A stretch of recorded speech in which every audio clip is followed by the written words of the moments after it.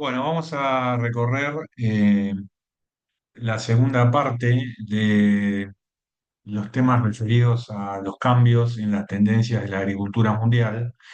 En el encuentro anterior habíamos estado recorriendo los cambios que habían sucedido en China en la década de 1970, mitad de 1970, esa famosa frase de que no importa el color del gato, sino que case ratones, lo que significó la apertura de la economía de China para destrabar el estancamiento crónico de la economía china y que, como vimos, tuvo sus resultados positivos en el último cuarto del siglo XX y comienzo del siglo XXI con el vertiginoso crecimiento de China y el impacto que tuvo en toda la economía del mundo.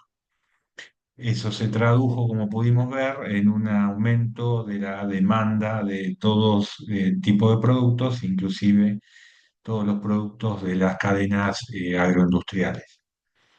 Eh, Vamos a ver ahora algunas cosas relacionadas con esto y otras tendencias que surgieron desde otras lógicas y que contribuyen a consolidar inédita situación de demanda que tienen las cadenas agroindustriales, donde nos encontramos en una situación, como decía, inédita, porque nunca en la historia de la humanidad hubo tanta población con capacidad de demanda de alimentos, de fibras, de energía como en las últimas décadas.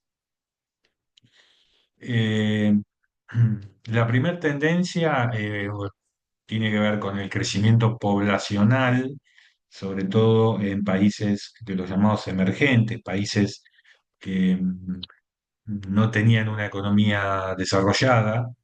En ese tipo de países, desde hace algunas décadas, viene creciendo la tasa demográfica, es decir, hay más gente con poder de compra y sobre todo, fundamentalmente lo que ha pasado, y eso lo vimos claramente en China, es una mejora en las dietas por la existencia de ese mayor poder adquisitivo, ¿no? Y básicamente la mejora de la dieta tiene que ver con la incorporación de la proteína animal en la dieta, el hecho de empezar a comer cantidades crecientes de distintos tipos de carnes. Así como vimos nosotros en la situación de China y resaltamos y nos detuvimos un poco en el tema de China porque allí fue quizás donde sucedió ese fenómeno que cambió la lógica de la economía del mundo. No tenemos que dejar de tener presente muchísimos otros países que se vieron impactados por ese crecimiento originado desde China y que constituyen economías gigantescas y que también vienen creciendo y que también vienen incorporando población a dietas de mayor calidad. Es el caso, por ejemplo, de India, donde no hay un incremento de consumo de carnes porque culturalmente no hay eh, consumo de ese tipo de productos, pero sí, por ejemplo, hay incremento de otro tipo de productos muy relevantes como pueden ser legumbres, ¿m? Y hortalizas y granos en general. Y este, este mapa de India y de China están acá porque son los dos países que tienen más población a nivel mundial.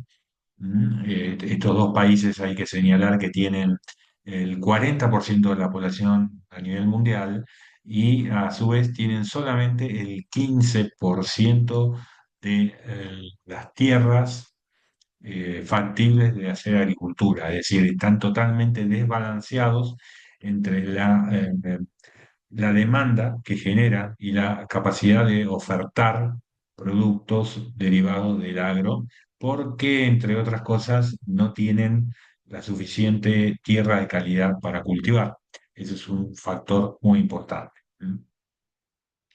Eh, Fíjense lo que pasó en China cuando, con el comercio de soja, cuando empezó a hacer efecto el crecimiento económico y cuando empezó fuertemente el consumo de carne en la población china.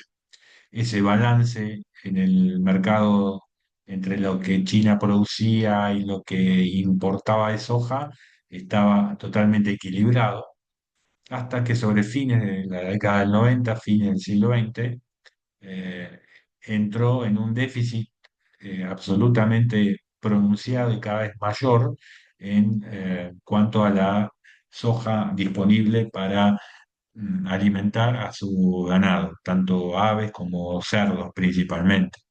Así es que China se encontró con este hueco acá, con este agujero de déficit de provisión de la soja que necesita para alimentar al ganado y a su población. Este déficit es lo que nosotros vimos desde nuestro lugar aquí en Argentina como proveedores, con una demanda creciente año a año de todo tipo de productos, incluido lo que pasó aquí con la soja. Este dibujo y este gráfico se puede ver en muchísimos otros productos, ¿no? Eh, Tal es así que si ustedes miran los consumos de distintos tipos de granos en el mundo, es interesante distinguir cómo fueron creciendo en los últimos años, las últimas décadas, con distintas lógicas. Esto es importante tenerlo presente, ¿no? Acá vemos desde que se produjo la apertura económica en China, en adelante, hasta nuestros años, podemos decir, eh, el consumo de granos ha ido creciendo, pero por distintos motivos las tasas de crecimiento son diferentes. Fíjense que acá arriba hay un grupo de curvas que tienen un crecimiento con una tasa sumamente alta de crecimiento distinta a lo que vemos acá abajo. Y esto que está acá arriba son básicamente la soja y otro tipo de productos ricos en proteína, o sea, harinas proteicas, todo lo que va a ser un insumo de la producción de la alimentación de ganado. Eh, Claramente el crecimiento y el cambio de dieta, el pasaje de dieta de millones de personas a pasar a comer carnes, eh, arrastró fuertemente el consumo de ese tipo de granos proteicos, ¿no? Soja y harinas proteicas y aceite. La línea negra que ustedes ven acá es el crecimiento poblacional y hay algunos granos que solamente se explica su crecimiento por ese crecimiento poblacional, ¿no? Es el típico caso del trigo. El trigo crece, el consumo, pero básicamente porque crece la población, nada más. No hay ningún cambio eh, cualitativo que impulse una tasa de crecimiento mayor. Porque el trigo, ustedes saben, se consume básicamente, tiene un destino de consumo humano, ¿no? Cuando comemos galletas, comemos pan, comemos eh, distintos panificados, comemos pastas, ese tipo de productos se elaboran con trigo y son de consumo humano directo. Y por lo tanto, la única explicación de su crecimiento es el aumento numérico de la población en el mundo, muy diferente a lo que pasa con las harinas proteicas y la soja. ¿Mm? Poco intermedio se ve acá una línea punteada color verde y eso corresponde al maíz. Y el maíz tiene una lógica distinta a lo que vimos para soja y proteicos y lo que vimos para trigo, porque uno de los factores que impulsó el consumo de maíz es el incremento de la fabricación de biocombustibles a partir de maíz. Lo vamos a ver enseguida un poquito más adelante, pero básicamente el bioetanol, sobre todo el bioetanol que produce Estados Unidos, tuvo una decisión geoestratégica de aumento muy fuerte en su producción, luego del atentado a las Torres en 2001. Estratégicamente Estados Unidos decidió modificar un poco su matriz energética y aumentar la producción de bioetanol a partir de maíz. Y eso hizo que aumentara muchísimo el consumo de maíz. O sea, buena parte del maíz, sobre todo de Estados Unidos, ahora va a parar los tanques de combustible, cuando antes prácticamente todo iba eh, al consumo humano o al consumo animal, ¿no? Esas son las tres explicaciones diferentes que tienen estas tres curvas de incremento de consumo de soja y productos proteicos, de maíz y de trigo, ¿eh? Es importante entender esas tres lógicas. Esto es lo que le decía el etanol, fíjense, eh, eh, los usos del maíz en Estados Unidos. eh, una parte se exporta, ¿eh? Una buena cantidad de maíz de Estados Unidos se exporta. Una parte importante va para el consumo animal y humano, y lo que es azul es la curva del maíz que va a parar al etanol, ¿no? Y fíjense cómo después del año 2001, como les decía, después del atentado a las Torres, cambió la política de incentivos y de subsidios para producir etanol, y un tercio o un poco más de la producción de maíz de Estados Unidos va a parar a esa industria. Ese fue el gran cambio. Eh, bueno, acá vienen una serie de gráficos que todos tienen la misma explicación. Es el crecimiento la aparición del fenómeno de China y el crecimiento de la economía del mundo a partir de los años 2000 aproximadamente, impulsan todos las variables de consumo, de producción, de comercio exterior, de cualquier producto que a ustedes se les ocurra, y particularmente de los productos asociados con las cadenas agroindustriales, ¿no? Fíjense acá, el comercio mundial de trigo, de granos forrajeros y de soja, tienen ese dibujo, ¿no? Especialmente el de soja y, y otros productos, subproductos de soja, con una pendiente mayor que el resto, por el tema que habíamos hablado de la, el crecimiento de la producción de consumo y producción de carnes. Fíjense lo que pasó con las carnes en China, justamente lo que veíamos, ese cambio cualitativo de la dieta.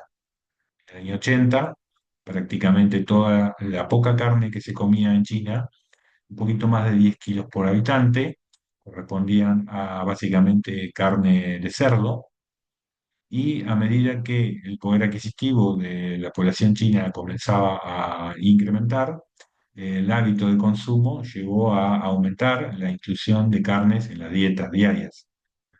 Ya se pasó de comer un plato de arroz a pasar a comer un plato de arroz con algún menudo de pollo o algún pedacito de carne de cerdo.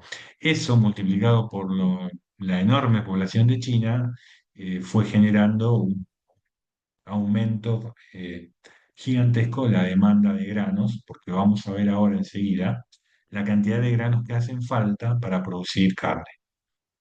Fíjense que para la situación actual, aproximadamente 2025, tenemos unos 7 veces más consumo de carne en China, donde sigue siendo el cerdo el principal consumo. Aparece fuertemente el incremento del consumo de carne de ave, pollo, y también aparece un consumo considerable de carne vacuna, que es un producto caro y que seguramente consumen eh, digamos, las familias más de clase alta en China. Pero es importante ver esta multiplicación por 7 del consumo de carne en China.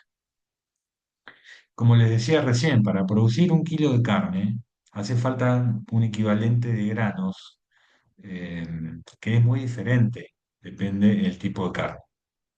Fíjense que para producir 1 kilo carne de pollo, más o menos hacen falta un equivalente de 2,5 kilos de granos. ¿Mm? Si nos vamos a consumir carne, a producir carne de cerdo, ese equivalente es del doble prácticamente, 4,5 kilos de grano por kilo de carne. Y si nos vamos a un kilo de carne vacuna, tenemos que hablar de 8 kilos de grano, ¿no? Entonces, piensen la enorme multiplicación geométrica que se produce cada vez que un consumidor incorpora nuevos consumos de carne a su dieta. Hay que multiplicar por 2,5 si es carne de, de pollo, hay que multiplicar por 2,5 para entender cuánto grano hay ahí atrás, o hay que multiplicar por 4,5 si estamos comiendo un pedazo de carne de cerdo, o hay que multiplicar por 8 kilos de granos si estamos comiendo carne de vacuna. Entonces, nuevamente, ¿no? Cada gramo incremental en la dieta de, eh, de proteína animal representa un multiplicador con respecto a los granos que hacen falta para producirla, y multiplicado por una población de 1.000 y pico millones de personas, como el caso de China, eso consolida un volumen de demanda, sobre todo de granos, maíz, soja y otro tipo de granos, eh, tremendamente gigantesca. ¿Eh? Por eso vimos que China no pudo abastecerse. Rápidamente tuvo que salir al mercado a comprar todos los granos que no podía producir. Y si ven todos los gráficos, digamos, que uno puede ver acá en esta parte de la presentación, van a ver que son todos tienen la misma explicación. Fíjense en este caso, eh, son el mercado importador de soja, quienes importan soja, quienes compran soja en el mundo. Fíjense que hasta el año 90 y pico, eh, China no existía en este mercado. ¿Eh? Los compradores de soja eran otros países, China no necesitaba porque lo poco que consumía, lo muy poco que consumía, lo producía. A partir de fines del siglo XX empieza a tener necesidades gigantescas de abastecerse de soja y sale al mercado. Y fíjense en qué se transforma el mercado de soja, ¿eh?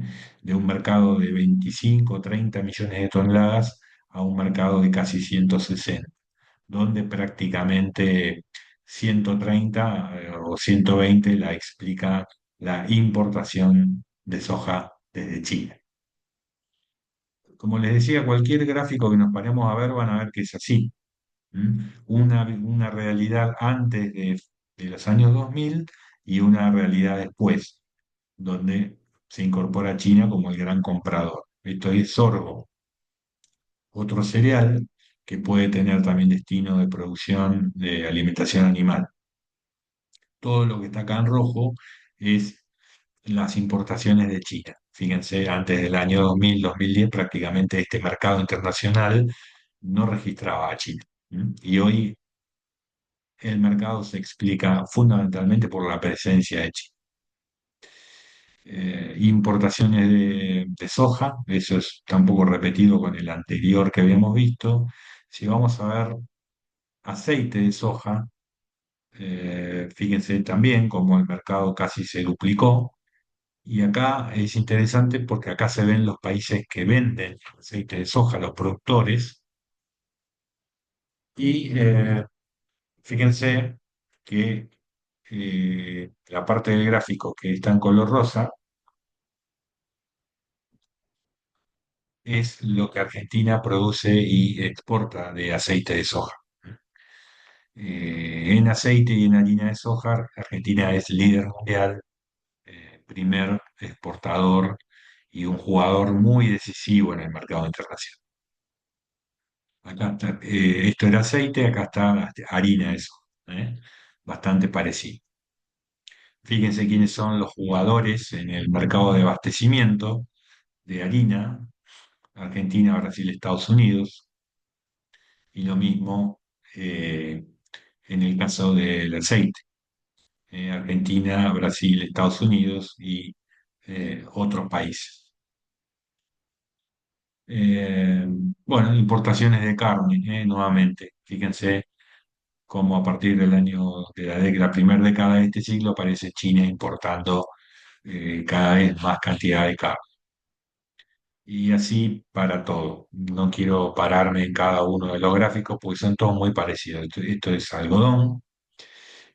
Bueno, está claro que este efecto del mercado, digamos, de mayor consumo, mayor producción, mayor demanda, lo que ha generado es un fuerte incremento de precios de los granos, ¿no? Sobre todo a principios de este siglo, pueden ver ustedes el crecimiento fuerte de los precios de soja, de trigo y de maíz, generados por una cuestión de mayor demanda. ¿Mm? Eh, Ha habido periodos de picos de altísimo valor de los granos que tienen que ver con problemas en el abastecimiento, por sequías o algún otro tipo de circunstancia, y momentos donde los granos bajan un poco el precio cuando la oferta está lo suficientemente sólida para abastecer la demanda. En este momento, es decir, por ejemplo, en este momento de abril 2025, ya hace varios meses que estamos en un periodo de precios relativamente bajos, y tiene que ver porque hace ya varios meses que la producción de granos a nivel mundial ha sido muy buena y la demanda está muy bien abastecida. ¿M? Pero cualquier problema que pudiera surgir, como por ejemplo una sequía en algún país de los que son grandes productores, como puede ser Argentina, Brasil, Estados Unidos, eso puede significar eh, un aumento violento de los precios, ¿eh? Eso seguramente lo vamos a ver en algún momento.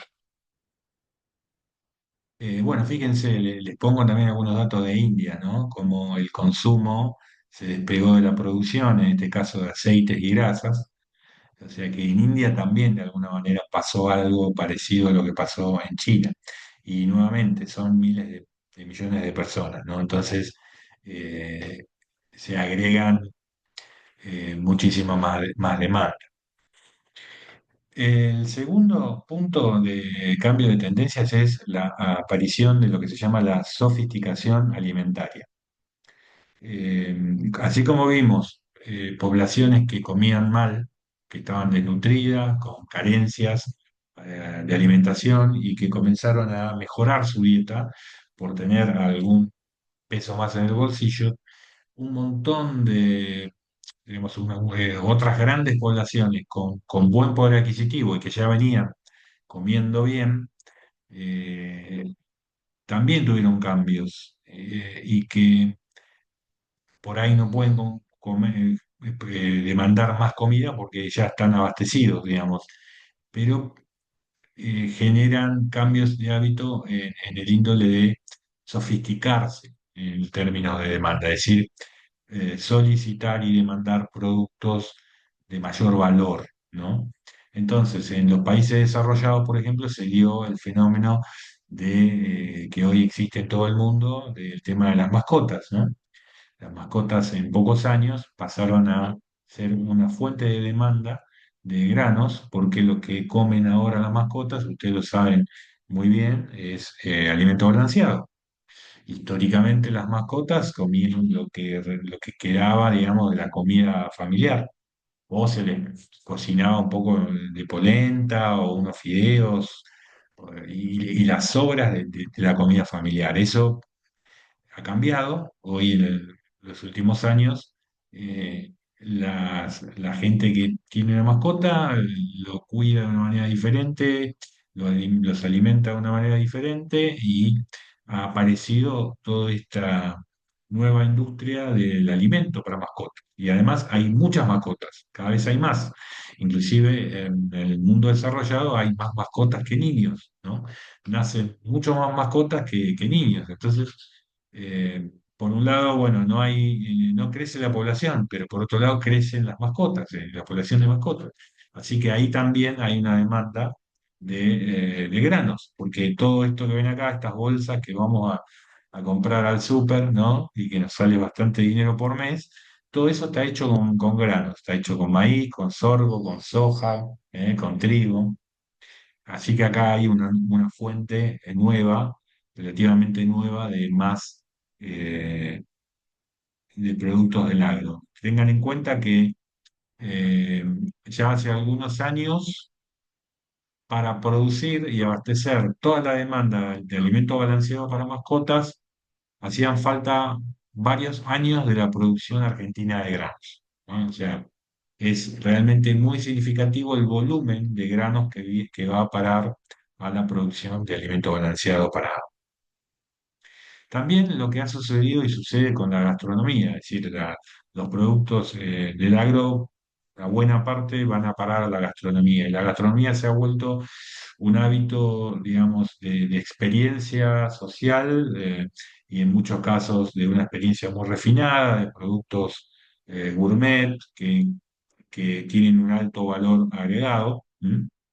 Así que esto también es un hábito nuevo, ¿no? Si ustedes preguntan un poco a sus padres o abuelos años atrás, no era tan frecuente salir a comer, se comía en casa y por ahí eventualmente alguna vez salíamos a comer afuera y esto se ha vuelto un hábito bastante regular y frecuente, por lo menos para las familias que pueden acceder a eso. Y esto también ha generado y ha tirado de una demanda de productos que son productos de alto valor. ¿M? De alto valor. Entonces ustedes pueden encontrar, por ejemplo, una góndola de carnes con con este nivel, digamos, de presentación, nivel de productos más caros, productos eh, más orientados a un público que está dispuesto a pagarlo. Acá puse algunas fotos de carnes, específicamente de alto valor. Eh, También la identificación de productos con el lugar donde se producen, las denominaciones de origen, las indicaciones geográficas, que son esos modelos de producción asociados a un lugar que generan una marca al producto, permite vender productos de alto valor agregado. Ejemplos típicos de denominación de origen, los ejemplos más famosos: el champán, un vino producido en la zona de Champagne, en Francia, que tiene un sello de denominación de origen y que solamente puede ser producido y vendido por los productores de esa región, que generan un producto de altísimo valor. O también ustedes han oído hablar del queso Roquefort, por ejemplo, ¿no? Un queso de una región también de Francia. Este modelo de identificar un producto con la región y ponerle la marca y eh, establecer una institucionalidad atrás de eso para proteger la marca es un modelo de sofisticación, ¿no? Hay consumidores que están dispuestos a pagar por esos productos con denominación de origen o identidad geográfica. En Argentina no hay tantos, acá les puse algunos ejemplos, están empezando a ver cada vez más, pero si uno va a Europa, por ejemplo, estos son algunos casos de Argentina que les puse acá, pero si van a Europa, por ejemplo, van a ver que solamente en Italia hay 888 denominaciones de origen, quesos, vinos, fiambres, todo tipo de productos. Lo mismo que en Francia, casi, bueno, 766 denominaciones de origen, entre las cuales están el champán y el Roquefort. Eh, España, Portugal, Grecia, todos países con mucha cantidad de denominaciones de origen, Alemania también. Esto es un ejemplo de sofisticación, productos que se venden a pocos clientes, pero de altísimo valor. La tercera tendencia es el tema de la energía. Históricamente el sector agro fue el abastecedor de alimentos, pero desde hace algunas décadas ha tomado mucha fuerza a los productos del agro que van a parar a la elaboración de fuentes de energía. Eh, y ahí tenemos básicamente uno de los principales, los que se llaman biocombustibles, ¿no? Ustedes saben que los combustibles líquidos o el gas, por ejemplo, deriva del, de lo que se encuentra bajo la tierra, que básicamente son reservorios originados a partir de restos de vegetales de hace millones de años. ¿M? La fotosíntesis, ¿se acuerdan de la primera clase? La fotosíntesis que acumuló energía en moléculas, azúcares, básicamente, durante millones de años, hace millones de años, quedó geológicamente atrapada en la corteza terrestre y eso es lo que se transformó en petróleo. Y el petróleo ha sido la fuente de energía clásica del siglo XX, ¿no es cierto? Fue el producto energético que usamos de todo el siglo XX y en lo que va de este siglo para generar energía. Eh, para producir un combustible líquido, como puede ser el gasoil o la nafta, se eh, refina ese petróleo. ¿M? Pero también es posible hacerlo a partir de una fotosíntesis actual, es decir, las moléculas de azúcares que conforman el petróleo, digamos, también las podemos encontrar en los vegetales actuales. Entonces, es posible hacer combustibles a partir de vegetales que estén hoy en el campo, no los que están en la corteza terrestre confinados hace millones de años. Si bien esa tecnología de producir combustibles a partir de plantas no es nada nueva, de hecho el primer motor diésel en el siglo XIX se hizo funcionar con un biodiesel a partir de vegetal. Eh, Si bien no es una tecnología nueva, es una tecnología que quedó desplazada a nivel de costos y a nivel de factibilidad técnica por el petróleo. Pero cuando el petróleo sobre el final del siglo XX empezó a volverse más caro, porque cada vez es más difícil encontrarlo y extraerlo, eh, las, eh, las opciones de producirlo a partir de plantas comenzaron a ser competitivas. Y es allí donde se incrementaron fuertemente la industria de producción de biocombustibles, a partir de vegetales actuales, a partir de cultivos que tenemos en producción hoy. ¿Mm? Estos biocombustibles tienen la ventaja de ser renovables por el hecho de que todos los años podemos producir un nuevo cultivo y producir biocombustibles a partir de él. Y además tienen ventajas en cuanto a un tipo de combustión más amigable con el ambiente, menos contaminante que los combustibles derivados de petróleo. En el tema de biocombustibles vamos a encontrar básicamente lo que se llama bioetanol, que viene a ser, digamos, el producto, el biocombustible típico para mezclar o usar en motores nafteros, y el biodiesel, que viene a ser el biocombustible para mezclar con el gasoil o usar en los motores diésel o gasoleros. Eh, Esto lo habíamos visto, ¿se acuérdense recién cuando les mostré cómo en Estados Unidos cambió eh, el uso del maíz cuando se impulsó la industria del etanol? ¿Eh?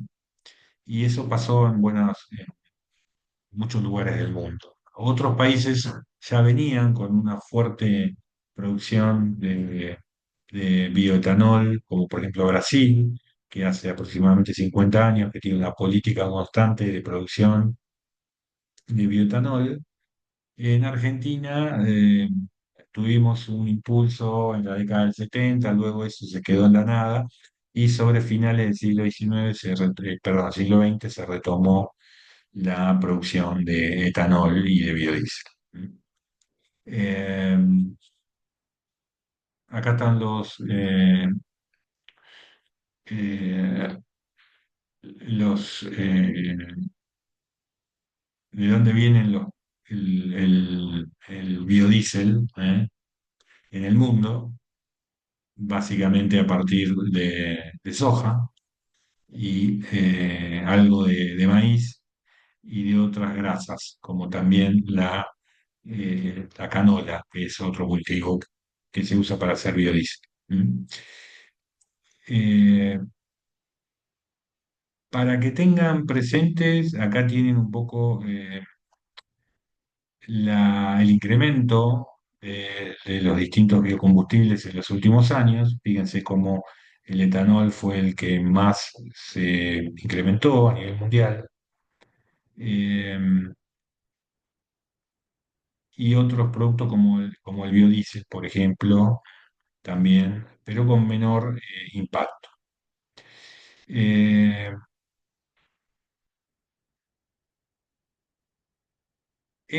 para que tengan presente, el bioetanol o el alcohol, digamos, el alcohol, el combustible en base a alcohol, en Estados Unidos, como dijimos, está producido a partir de maíz. El bioetanol en Brasil, por ejemplo, está producido básicamente a partir de caña de azúcar, y ahora se está incrementando un poco cada vez más el uso de a partir de maíz. Pero el principal cultivo que va a parar a los tanques de combustible en Brasil es caña de azúcar. Y en el caso de Argentina tenemos los dos, tenemos tanto maíz como caña de azúcar como cultivo para producir eh, etanol, bioetanol. ¿No? En el caso del biodiesel, en Argentina el origen es el aceite de soja. La provincia de Córdoba es una de las provincias que más impulso le ha dado al tema de biocombustibles, sobre todo a etanol.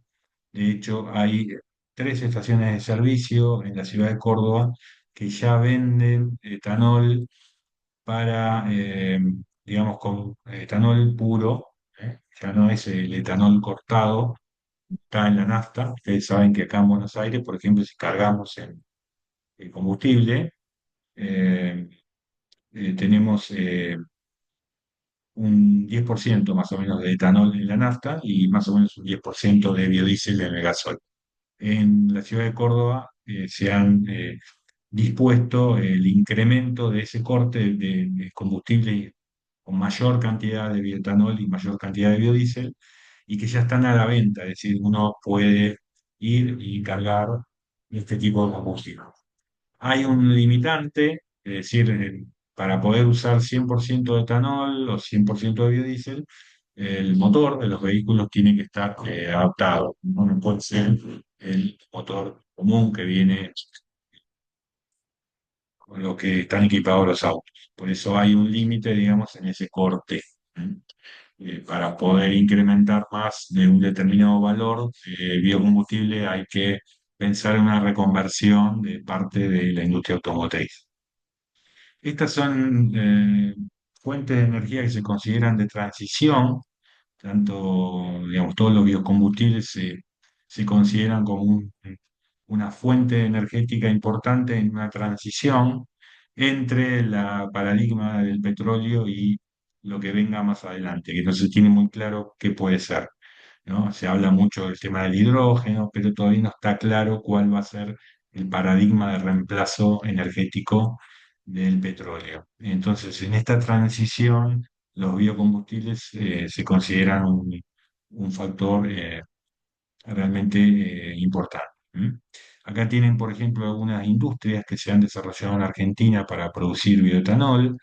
Esta empresa Bio4 es una empresa formada por productores de maíz, que en determinado momento decidieron instalar una planta para producir bioetanol y procesar el maíz que ellos mismos producían, y evitar así tener que, digamos, vendérselos a un tercero. ¿M? Y integrarse en la cadena con un eslabón hacia adelante en el plano industrial, ¿no? Entonces estos productores producen el maíz, pero en vez de venderlo, lo mandan a su propia fábrica y producen bioetanol.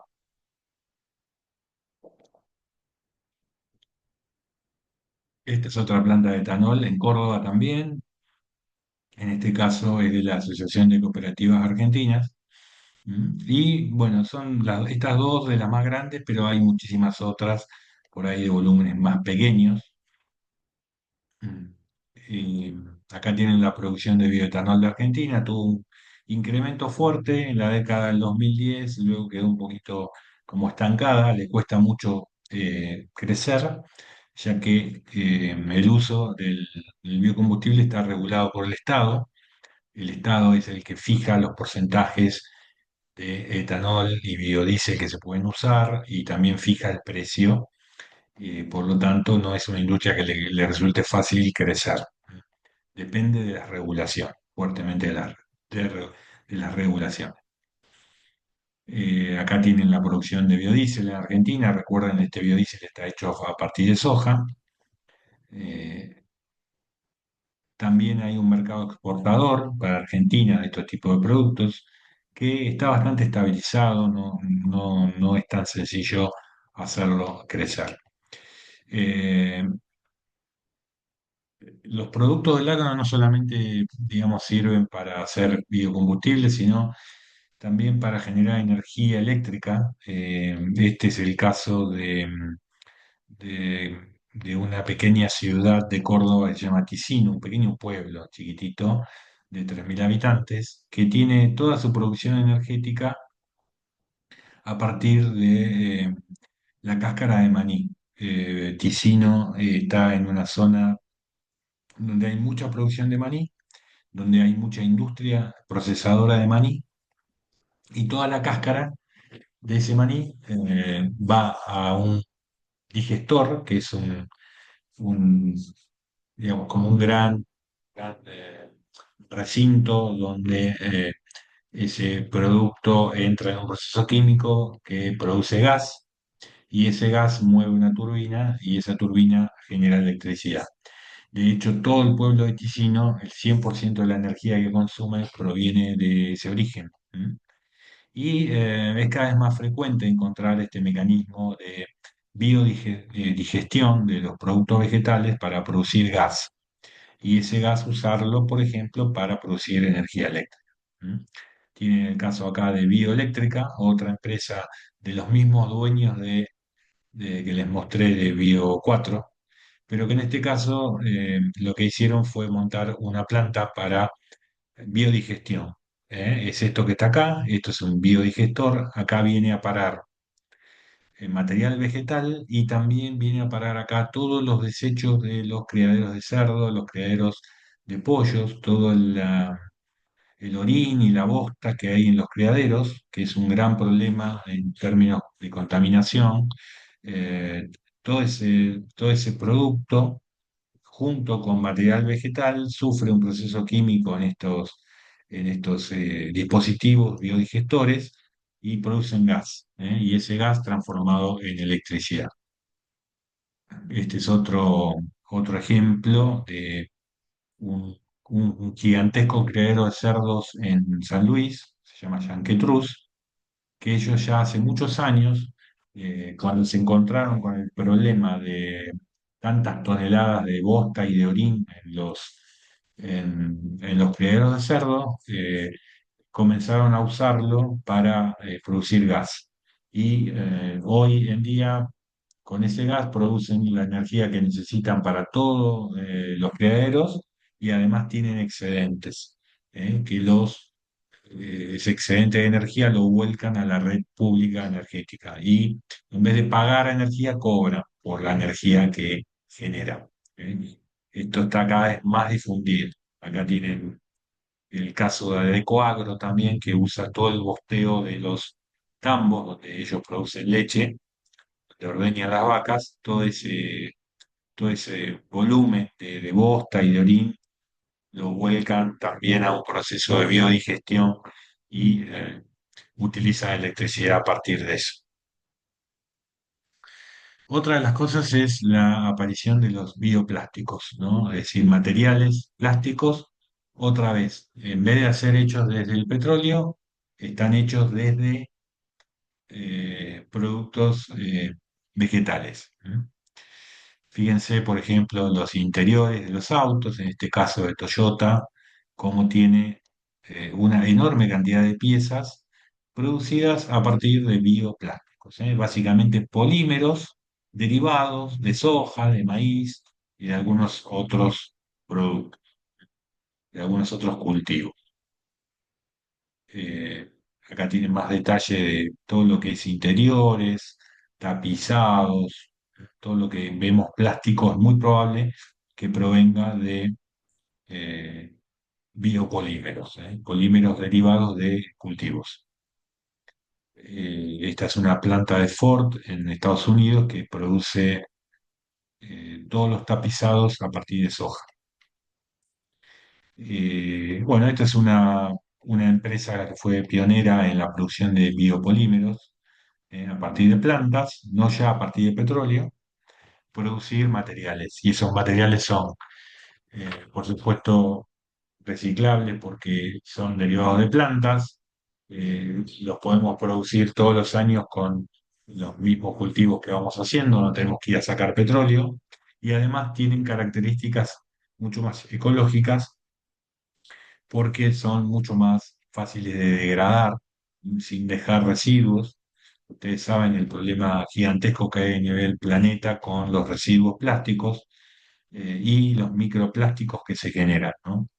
La contaminación de océanos, la contaminación generalizada que hay con plásticos derivados de petróleo que permanecen millones, miles de años hasta que se degradan.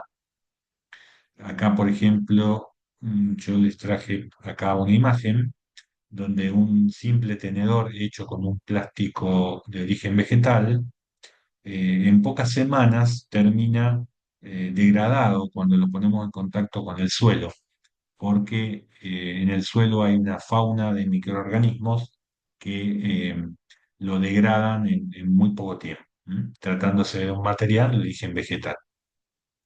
Y bueno, muchos elementos que cotidianamente convivimos y que tienen este origen cada vez más, todos los días hay más. Envases, bolsas, carcasas, botellas, todo tipo de packaging, ropa, ropa que se hace con polímeros como esta camiseta de Estados Unidos hecha a partir de un reciclado de botellas plásticas de origen vegetal, por ejemplo, ¿no? O estas zapatillas de Reebok hechas a partir de polímeros de maíz y de algodón. ¿Eh?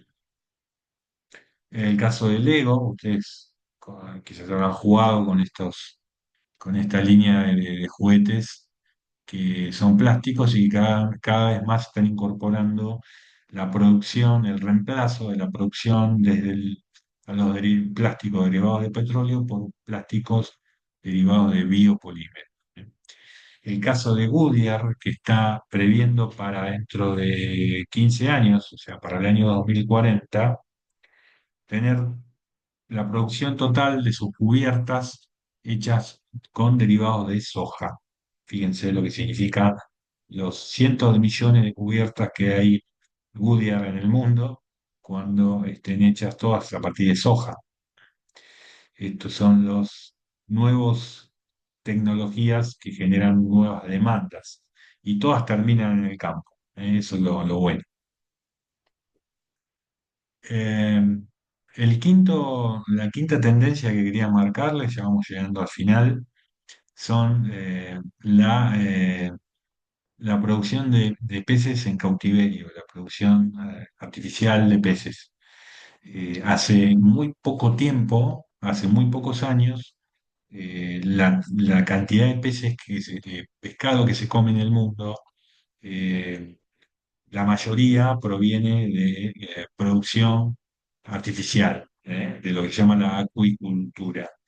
O sea, históricamente el origen del pescado era la captura en aguas abiertas, mares, ríos, lagunas, etcétera.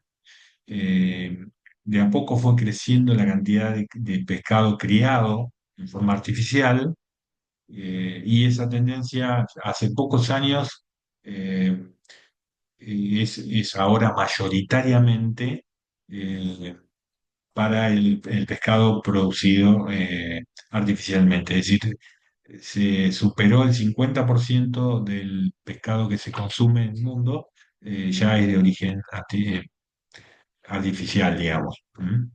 Producido a través de esta tecnología de la acuicultura. ¿Y qué comen estos peces creados en cautiverio? Digamos, ¿cuál es el insumo básico de la acuicultura para producir carne de peces? Es granos, otra vez, es alimento balanceado. Es soja, maíz, es trigo, es sorgo, etcétera, etcétera. Entonces ahí hay otra fuente gigantesca de demanda de granos. Estos son una empresa que ustedes conocerán seguramente por la marca de yerba, que produce acá en el litoral pacú, que es una especie nativa, una especie de la zona, de los ríos del litoral, que Rosamonte cría en cautiverio, y produce este tipo de productos. Esta es una foto que saqué yo en un supermercado Coto, ¿m? Del pacú criado por ellos, alimentado con soja, maíz, etcétera, etcétera. Entonces, esta es otra gran fuente, ¿m? de demanda de granos y demandas para el agro. Estos son piletones de cría de peces en China, ¿m? Varios miles de hectáreas de piletones de cría, donde se produce buena parte de la proteína animal que se come en China, que aparte de lo que vimos de cerdo y de pollo, proviene del pescado. ¿M? Estos son los alimentos balanceados, como les decía, básicamente armados con, fabricados con granos. ¿M? Este es el incremento que hubo en el consumo de los productos eh, de la acuicultura. Y la última tendencia es el tema de los servicios, ¿no?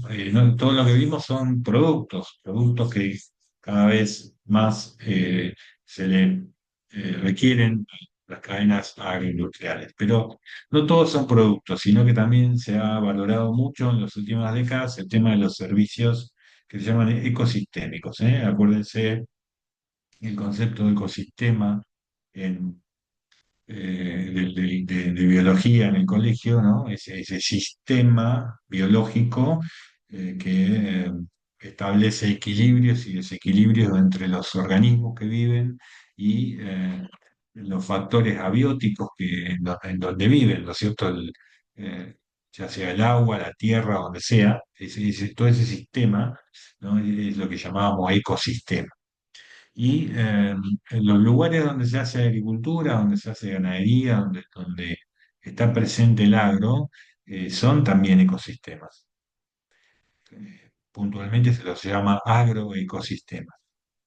Y esos agroecosistemas producen servicios que son cada vez más valorados. Por ahí es difícil verlos a simple vista, pero hay cuestiones, por ejemplo, como la purificación del aire, la purificación del agua, el sostén de la biodiversidad, la, mm, el servicio que que le dan los cultivos a los insectos polinizadores, o sea, un montón de actividades que el ecosistema en sí brinda a, a la población en forma directa o indirecta, y que cada vez están siendo más valorados, ¿eh? Y hasta en algunas circunstancias están siendo remunerados. Y también dentro de estos servicios está incluido los servicios que llaman culturales, ¿no es cierto? El hecho de brindar que una determinada zona rural le puede brindar un espacio para pasear, para gratificarse estéticamente, para respirar aire puro, para conocer determinadas formas de producir, conocer determinadas culturas, etcétera, etcétera, ¿no? Y todo eso eh, se le ha, se le ha encontrado cada vez más relevancia como servicio, como un aporte que también el agro está realizando y que está siendo cada vez más demandado. ¿M? Eh, hay como una tendencia también de investigación donde se ve el efecto positivo sobre la salud eh, mental y sobre la salud física que un espacio de naturaleza nos brinda, ¿no es cierto? Tal es así que hay una, una corriente de investigación que habla de la vitamina N, así como las distintas vitaminas presentes en los alimentos, por ejemplo, la vitamina N, la vitamina naturaleza, ¿no? El efecto benéfico que tiene para todos nosotros contemplar la naturaleza, estar en contacto con ella. Y el ámbito rural es eso, es naturaleza, ¿no es cierto? Entonces, eso cada vez también ha sido más relevante y más solicitado. Y una de las cosas que ustedes mismos verán es el crecimiento de lo que es el turismo rural, ¿no es cierto? Las ofertas que hay o la demanda que hay de ir a estar en contacto con la naturaleza y eso muchas veces se da y se puede dar perfectamente en una zona de producción, ¿no? Fíjense acá tienen campos ganaderos de Corrientes que reciben gente para visitar el ámbito donde se produce, visitar la naturaleza, pasar eh, una, una noche ahí viendo las estrellas en un lugar absolutamente natural. O en este caso yo le puse fotos de el turismo en la zona de Cuyo, en la zona de Mendoza, donde cada vez más la gente quiere ir a conocer dónde se produce el vino que toma, conocer los sistemas de producción, conocer los cultivos, comer rico asado, tomar un buen vino en el mismo lugar, ¿no? Esto también es parte de las tendencias relativamente nuevas, en este caso de servicios. Eh, Bien, hemos llegado al final. Para redondear un poco, entonces, recuerden estas tendencias que han cambiado la manera en que nos piden productos y servicios en la cadena agroindustrial. Más población, aumento del consumo por mayor población, pero sobre todo aumento de consumo por cambios cualitativos, dietas más completas, más ricas, que requieren más productos para elaborarlas y productos más sofisticados, de mayor valor. Todo lo que viene de la mano de la energía, vimos biocombustibles, vimos eh, gas a partir de biodigestión, todo lo que viene por el tema de biomateriales, materiales producidos a partir de vegetales, en reemplazo del petróleo, eh, todo el alimento que piden las mascotas hechas con granos, los alimentos que piden los peces para crecer en cautiverio, que también viene de los granos, y por último, lo que acabamos de ver de los servicios ecosistémicos. Todo esto consolida una demanda permanente en permanente crecimiento, cada vez más clientes, cada vez más productos, cada vez más servicios. No solamente alimentos, como históricamente fue lo que se le pidió a las cadenas agroindustriales, sino energías, materiales, servicios. Todo esto nos para de frente a una demanda inédita. Nunca en la historia de la humanidad las cadenas agroindustriales tuvieron de enfrente tantos clientes y cada vez más en crecimiento. Así que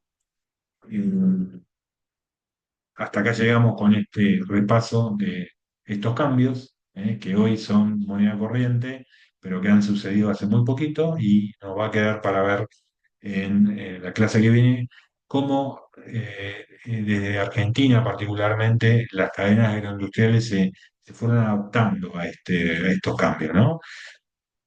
Cómo respondieron con cambios que han posibilitado responder en forma parcial a esta demanda. Y esos cambios, muchos tienen que ver con cuestiones tecnológicas, otros con eh, diseño de negocios, etcétera, que es lo que vamos a ver en la próxima clase. Hasta acá estuvimos con los cambios entonces en las tendencias de la agricultura mundial, segunda parte. Nos vemos en la próxima. Muchas gracias por acompañarme en esta clase de asíncrono.